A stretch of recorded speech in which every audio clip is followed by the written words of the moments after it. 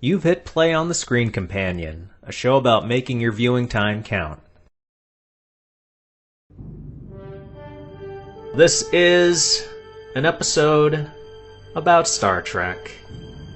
Sure, we have a couple of specific examples to get into that happen to be both about time travel, but let's step back a second and look at the bigger picture.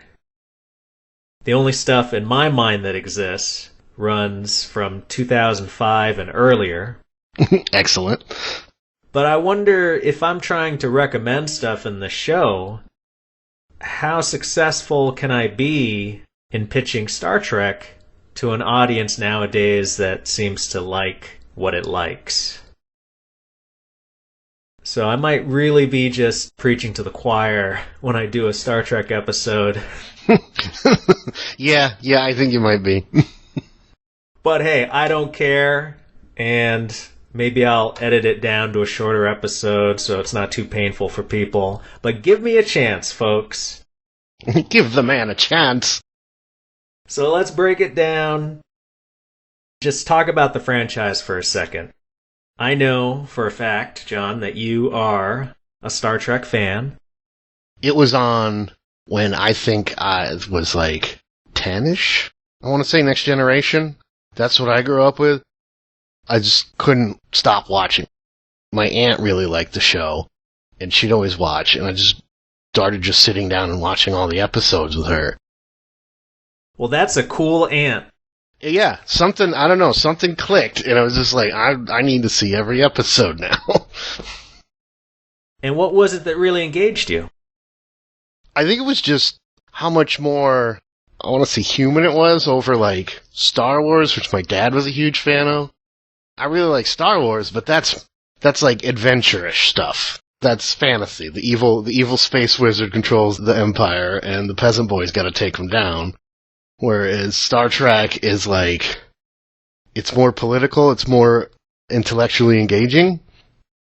Even at 10 or 11 years old, you were thinking that way? Not 100%, but yeah, I was leaning that way. We've known each other for, over a decade now, I believe. Let's call it. We had a good run. We'll call it here. Well, depending on what your opinion is about the episodes we talk about, maybe it will be our last episode in Contact. We had Star Trek First Contact. This is Star Trek Last Contact. But it reminds me of something that you pointed out. Believe it or not, listeners, not the first time John and I have talked about Trek. Surprise, surprise. We were just talking about it, and you mentioned something that I'd never really considered, but it made total sense, and it was staring me in the face the whole time if I had just paid attention to it, is this idea that across all Star Trek, when it's doing its job, every series has that outsider character to explore their humanity, or what is humanity, what's an alien perspective on it, or like Data, if he's trying to achieve humanity, what does that mean? And you said there's Spock, Data, Odo, T'Pol in Enterprise. Who was it on Voyager? I think it was... The Doctor? He definitely went through trying to achieve humanity. His story in Voyager, I think, is the best one. He starts out as a second-class citizen, really. And then they slowly explore the concept of holograms being sentient life. I would say the Doctor, but I would also argue because they're the only humans around, the crew, I think it's the reverse of them teaching the Delta Quadrant what it means to be human. So you're saying the ship is a character, it's our emissary to that quadrant. I believe you're right. Job well done. We're finished. Thank you. Quickest episode. In my appreciation of the franchise, and hopefully doing multiple installments of this look back on classic Trek, which now I'm changing the meaning of to be 2005 and earlier, so none of that Abrams-verse stuff. none of the Picard or Discovery. It is my hope that one day somebody who really cares about Star Trek and knows what it's about, some producer will come in, do a new version of it, and then just put a title screen that says, "Nothing after 2005 is canon." Kind of like the way Superman Returns tried to wipe away 3 and 4. Yeah. Yeah, and Dark Fate for Terminator tried to get rid of everything after Terminator 2. That's what I want for Star Trek. I'm sure we could figure something out. We've got 2 versions of what a time travel episode can be, especially in the realm of Star Trek. Both of our picks today happen to be from Deep Space Nine, but it's not either of ours favorite series, correct? You're a TNG guy, ultimately? I'm a TNG guy. I do appreciate Deep Space Nine. It's got a nice little Casablanca in space to it that I think really works. Yeah, and it really stretches the concept in some interesting ways. It really did something different from TNG. So while I appreciate it intellectually, because of its darkness and its kind of grimy set design, it's not as bright and playful as other Star Trek shows, which is perfectly in line with the story it's telling. But because of that, I don't want to revisit it as much as I would a TNG or my personal favorite, to the groan of all the hardcore Trek fans out there, Enterprise.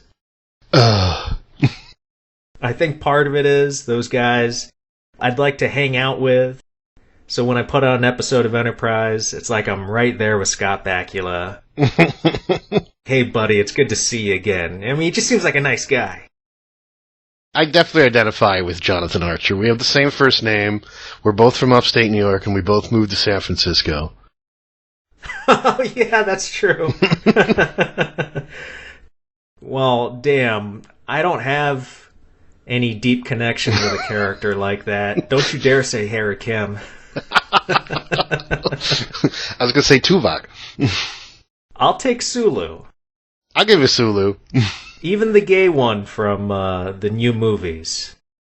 I'll take a totally different orientation than have to be Harry Kim. Already we're doing all these inside Trek jokes that a regular Joe listener isn't going to care about whatsoever. I think we've lost half of them. They're gone already. They've already downloaded the episode, right? I don't know how this works. We got clicks. We're good. Time travel in Star Trek.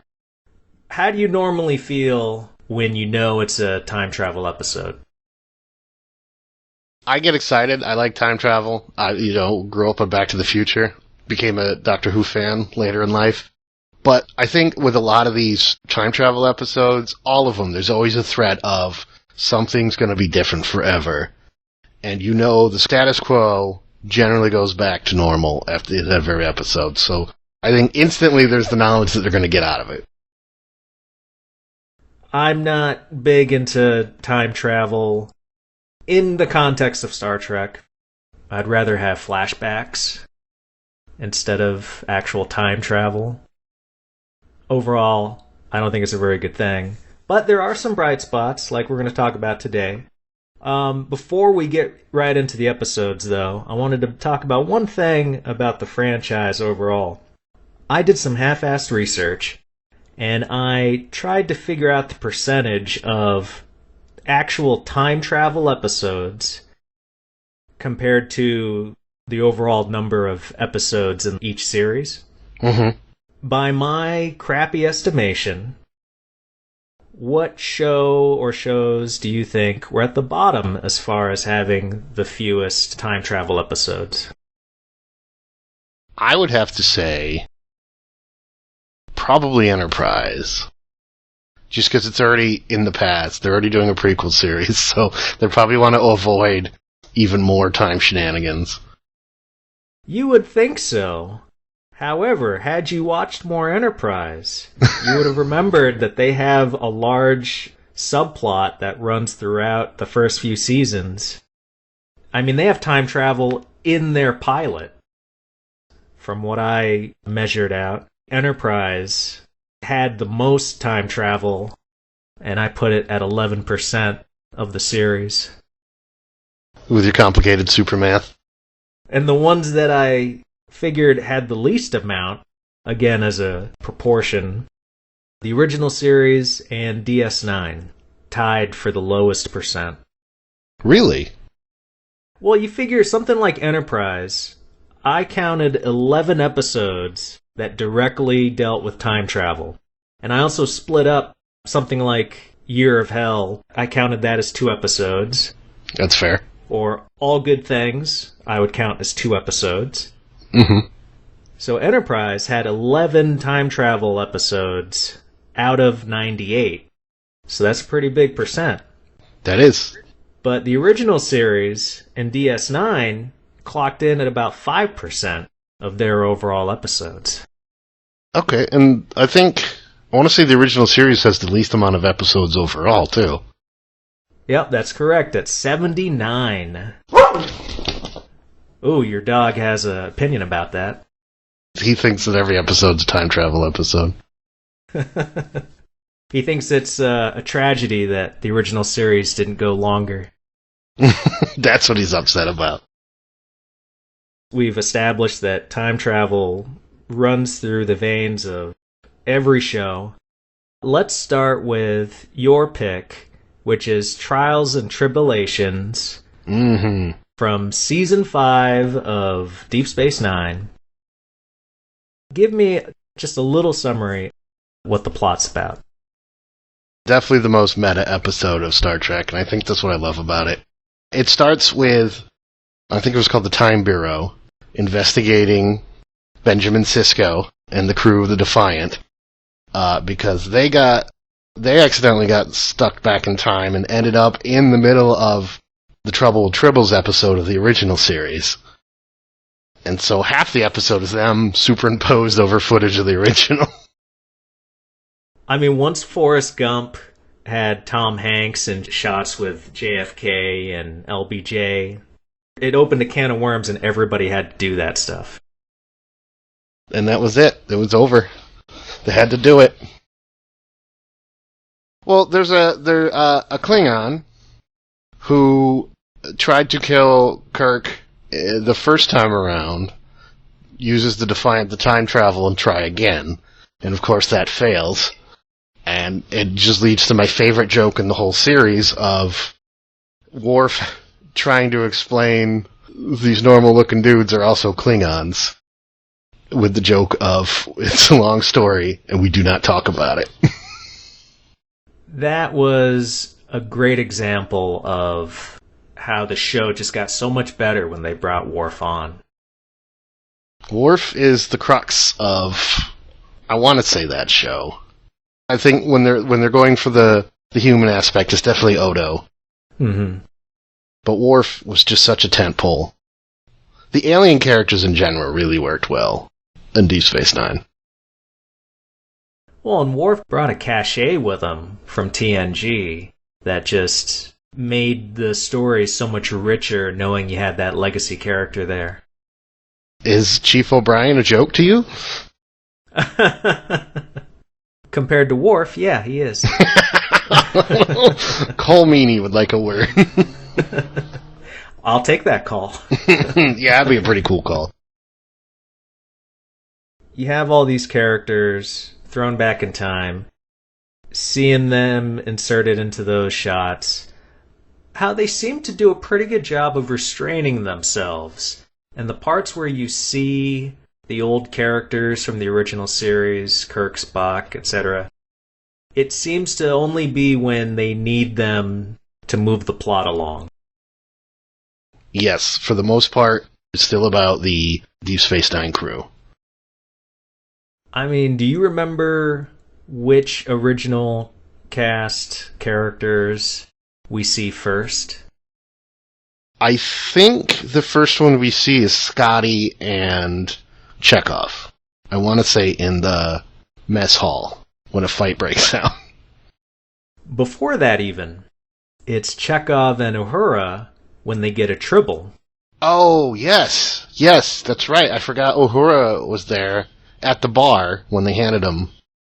And because the Tribbles factor into the plot, the original show and then this anniversary show of Deep Space Nine, I thought for a second, oh, why didn't they show Kirk or Spock or somebody a bit more well-known? And then I realized, oh, yeah, there's a plot reason for this, why we would see these characters first. Mm-hmm.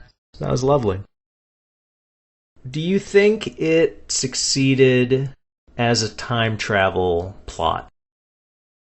Yes, it wasn't a necessary time travel plot, but I think it worked. It ended in a good joke about how Kirk was such a breaker of time. It seems so easy to do in the future that people just stumble into it, like the characters do in that episode of DS9. Yes, with their Bajoran MacGuffin. Yeah, and I love how they say, when we picked it up, we didn't even know it was going to do time travel. Really, nobody would tell you the properties of this thing before you picked it up, this religious relic that they've been praying to forever. They're not going to tell you, oh, by the way, be careful, you can go back in time. Oh, Bob got ate by a dinosaur. Like, it's dangerous. Exactly. It hits all the right notes, because this did come out during the 30th anniversary of the original show. And on a fun, carefree level, it totally succeeds. But the whole time I was watching it, I was thinking, there are zero stakes to this. The plot in the episode is for this character to kill Kirk, who embarrassed him, right? Yes. We know he's going to fail. And then we know our characters are absolutely going to get back home.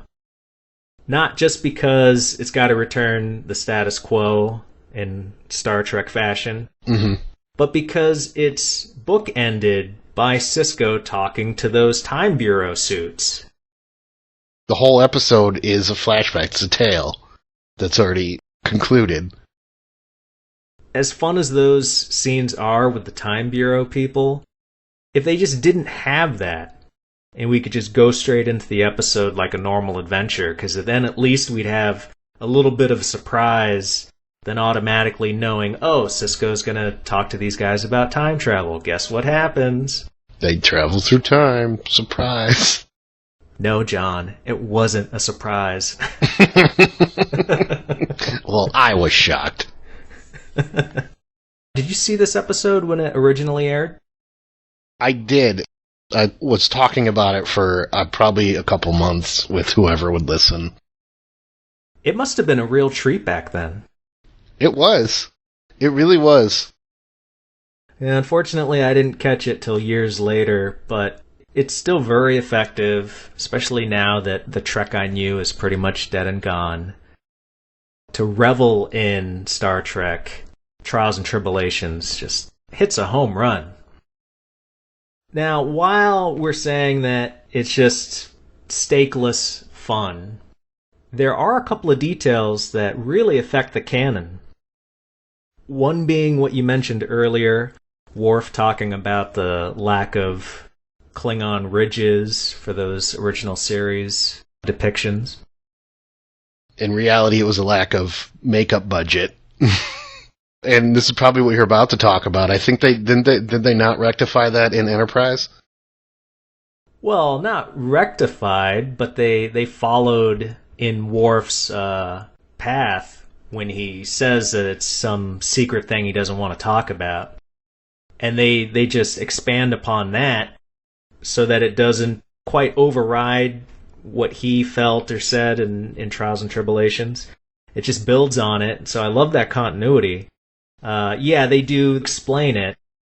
What's your view on explaining the differences between the old show and the newer properties? Do you want them to give a in-universe explanation, or do you just want to kind of ignore it? I'm fine with ignoring it, but it works. I think if the explanation is good enough, that's all people kind of want. But the biggest thing they do is make the aesthetic of the original series, that 60s sci-fi look. They firmly say by this episode that that is exactly the way it looked, and when we go back in time, that's exactly the way we're going to portray all that stuff. Dax, I think, brought up that she lived through that era and missed all the retroness of it. I really appreciate the show for this because it's too easy to just ignore it and say for production reasons it was different. It's more challenging for them to acknowledge the way it looked and bring it into the canon. And I love that they did that. They did it a little bit in TNG with Scotty making a guest appearance, and we get to go to the holodeck and see the bridge of the old Enterprise.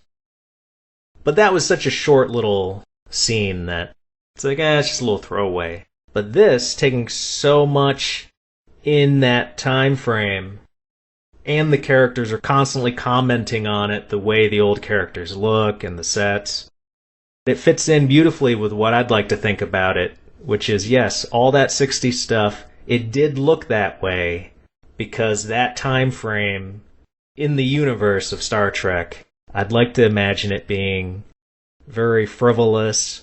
There's relative peace in the galaxy. The Federation is pretty new. And they're just going gallivanting throughout the stars. Kirk, a perfect example of that. And so they're not wearing functional uniforms. They're wearing skirts. They're wearing high boots. And everything just looks gaudy as hell because that's the salad days of space travel. The intergalactic free sex era. Exactly. I mean, time is cyclical, so why couldn't the 60s come back, but in the future? Yeah. And then you figure by the time of Next Generation, okay, you got the Borg, eventually you got the Dominion, there's interstellar war. You know, everybody's wearing better uniforms. Everybody's got labels on their buttons, on their consoles, because they need to be able to read everything. And so they don't have the time to play it so loosey-goosey.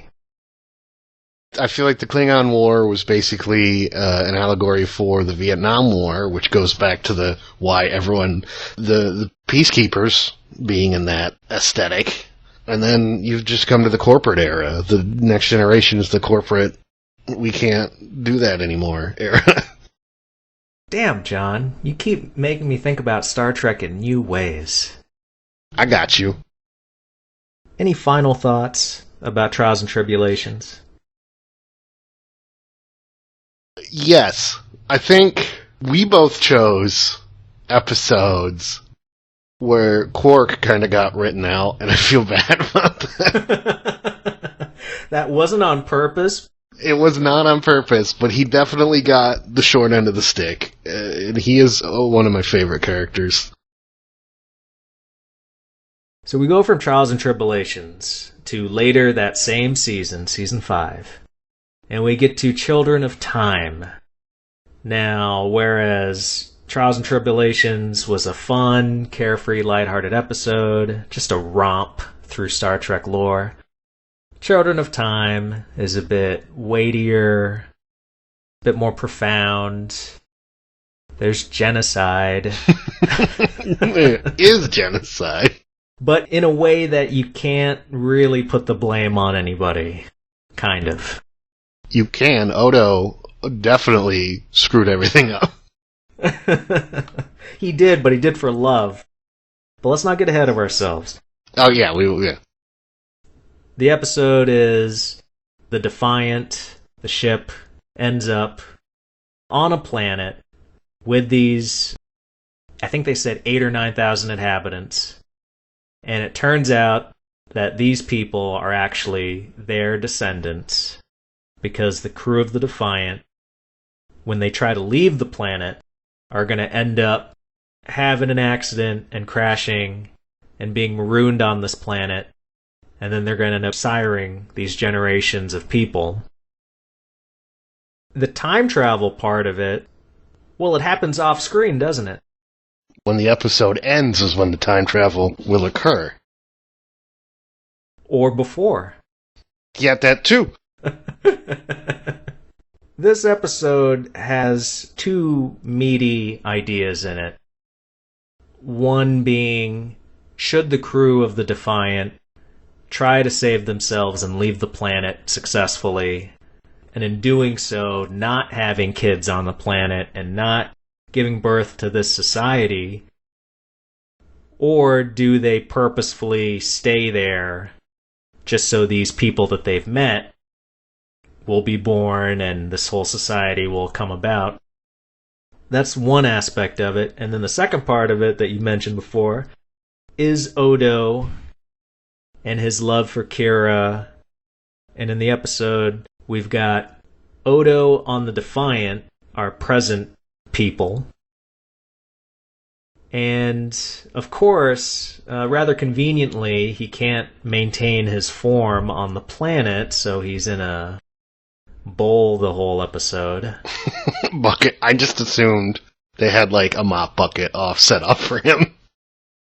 I read about it. I believe it was a food processor that they just added a couple of lights to.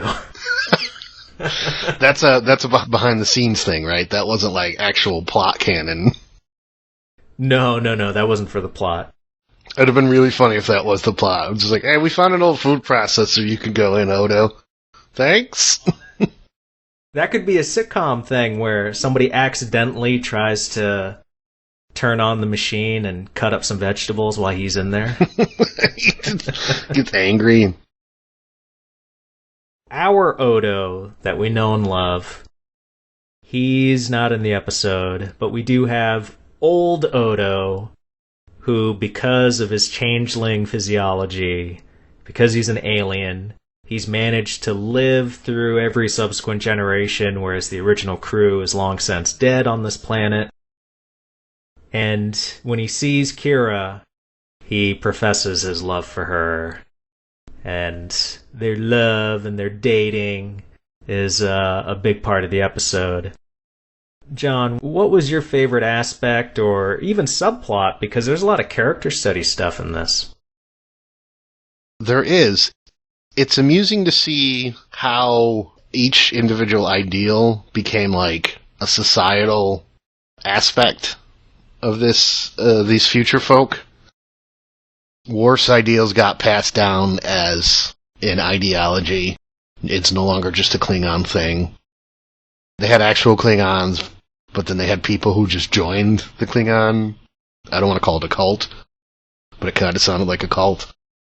It was amusing from the Odo aspect of, like, he was just happy keeping his feelings to himself. He took a nap, and when he woke up, basically his diary had been read to everybody. And because of changelings being able to link with each other because their natural form is a liquid, old Odo actually linked with our Odo. So imagine you're stuck in a jar, and then your future self links with you and pretty much says, oh, guess what? I told her our secret that you're in love with her. Deal with it. Bye! That just goes to show how much old Odo had changed. They did a great job making his makeup effects just subtly more detailed because he's had more time to look more human. That had to be, from an actor perspective, one of the better days of shooting, just because he didn't have to spend so long in the makeup chair. Worf, having been the comedy relief in Trials and Tribble-ations, in Children of Time, he's very somber, serious, and I think that shows why he might have been the best choice as far as cast members they could have brought over from TNG, because he can be so funny when he needs to be, or when they want him to be in the episode, but then so dramatic and serious when the occasion calls for it. The best way to be funny is to try and not be funny. And a good example of this is Men in Black. In the second one, there's a really good scene where two characters are talking and they have an Employee of the Month plaque up. And they're like, someone's going to look at this You know what they're going to say? And the other character's like, employees spelt wrong, and the other guy, without missing a beat, says they charge by the letter, and then he goes on a heartfelt speech. And you can do stuff like that with Worf, because he's serious, so you can get good comedy out of a serious character. But this episode, I think it really challenged his beliefs. The Klingons are talking about facing their death. That's no death, just kill us now, we want to die in battle. He really had to think about that. Really good aspect for all the characters having to think about save their own lives or doom these 8,000 settlers. Okay, so there's something about that dilemma that I thought was a little off even before they started figuring out a way to leave or whether they should.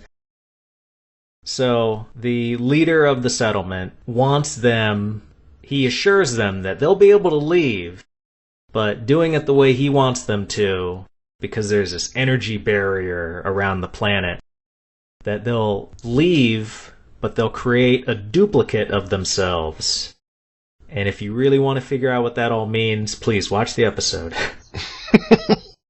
But they're going to end up creating some quantum duplicates of themselves that'll still end up crashing and then forming the basis of their society. And that is pretty much what everybody's working toward early in the episode. But did it strike you at all as being unethical to say, okay, well, I'm going to escape, but I'm essentially going to create a clone of myself and doom them here? It is unethical. That totally took the bite out of the episode if that's how they intended to go through with it the whole time, because there's no strife. You're just, as soon as the episode starts, you're like, all right, this is how we get out. We got 40 minutes to fill.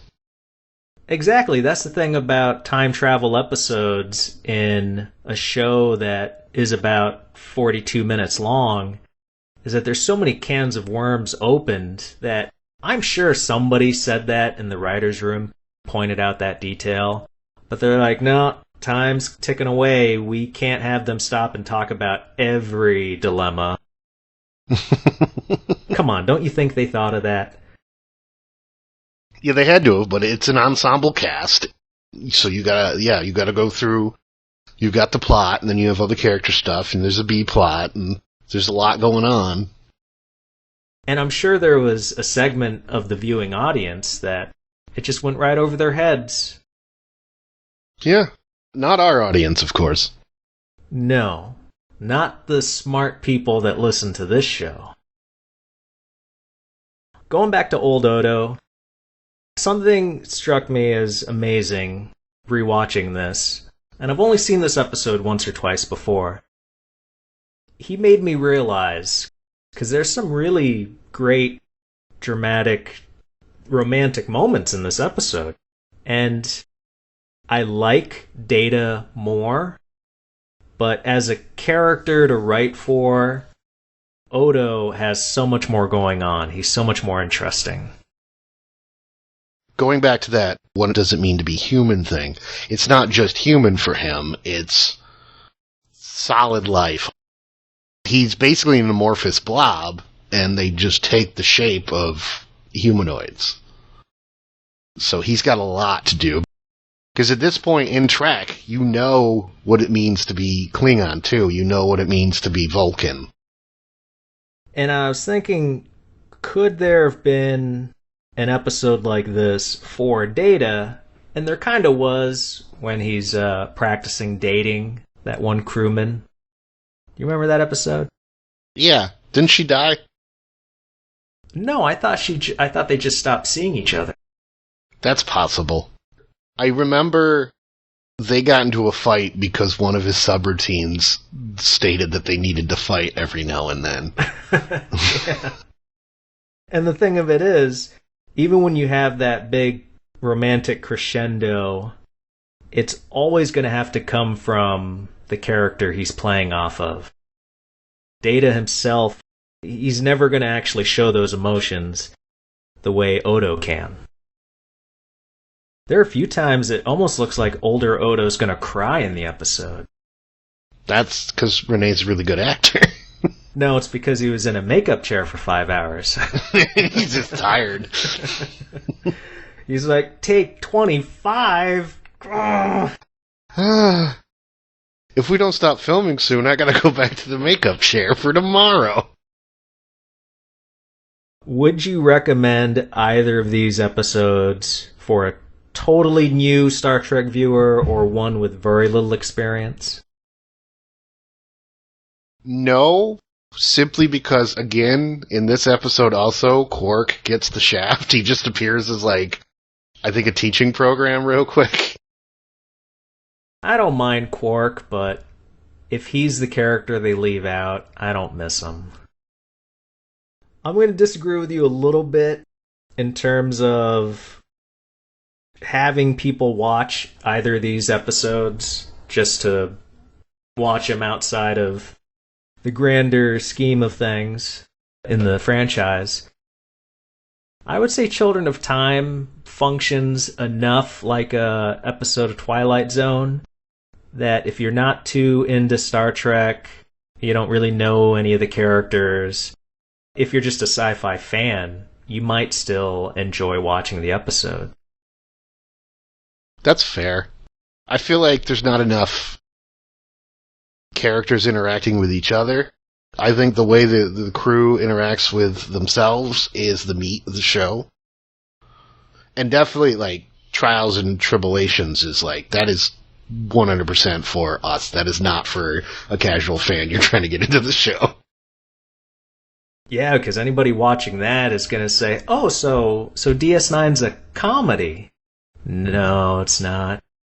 They're going to see comedy aspects. They're going to be confused by why these other actors are there.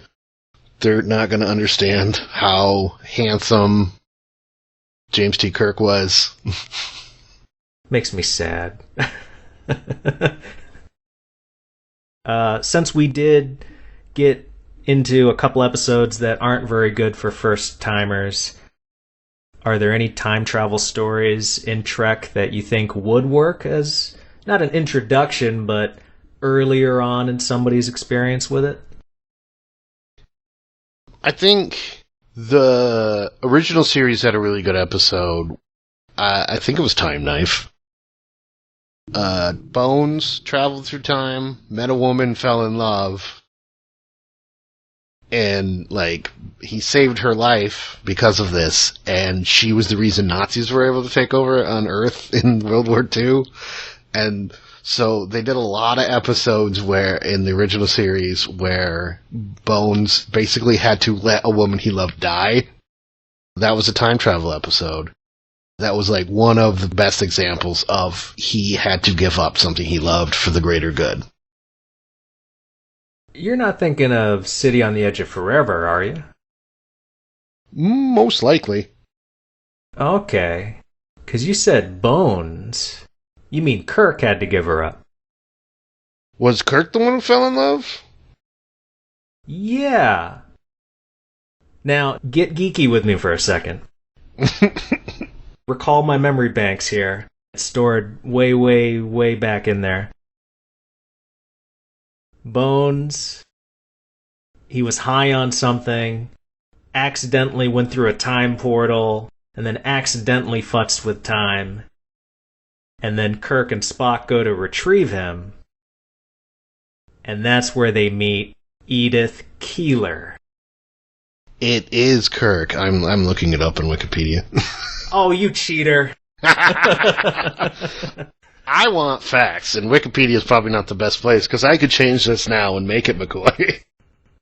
I'll just change it now and say Frank went back in time.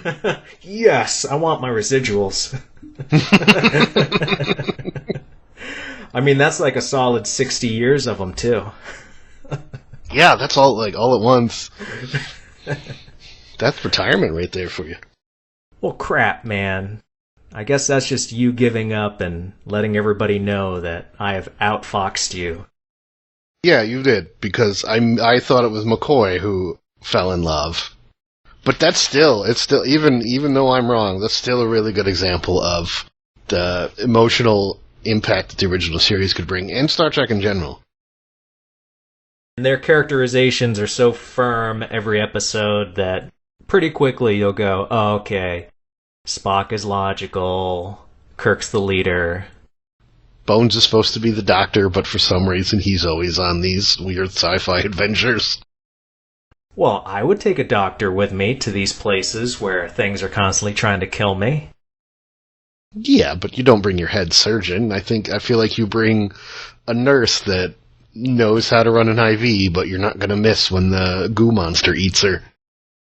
Hey, I'm not going to bring a nurse with me when some monster's trying to suck the salt out of my face.